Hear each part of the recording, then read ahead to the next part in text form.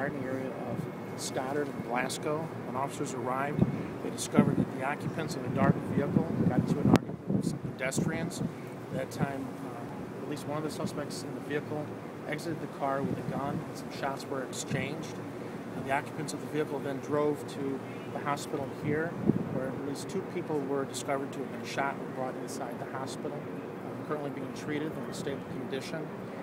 At that time, there was a person assigned to the homicide section who was here on other business.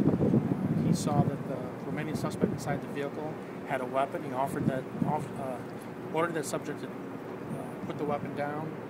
When he did not comply, the sergeant fired a shot at the suspect, who then fled from this location.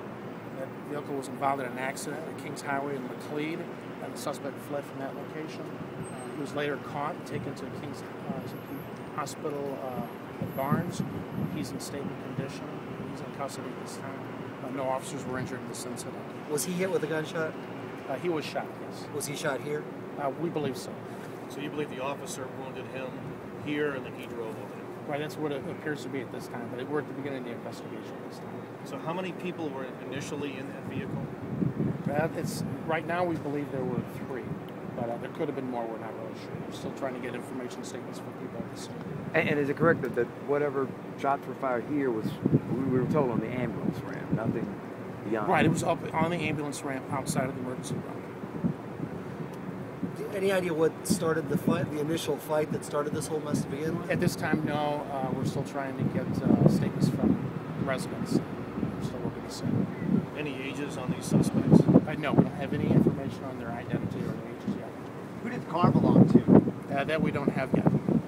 But we do have it, and we're going to be processing that vehicle. And how far did he get when he ran out of that vehicle? That I don't know.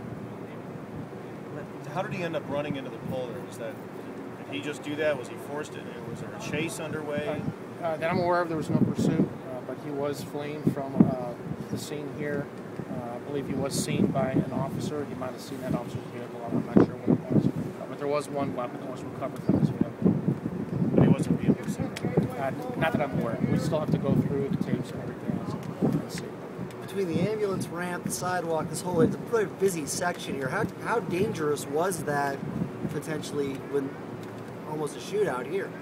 Well, it could be, because you've got hospital staff tending to the 2 individuals who were wounded to begin with.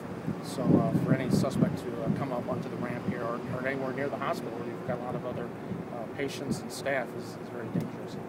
Did he return fire at the officer, do you know? It doesn't appear so. So just the one shot fired here? Right, at this occasion. By the officer, but it apparently hit the suspect. Right. When you say he had a weapon, the person here, the suspect here, how did he have it?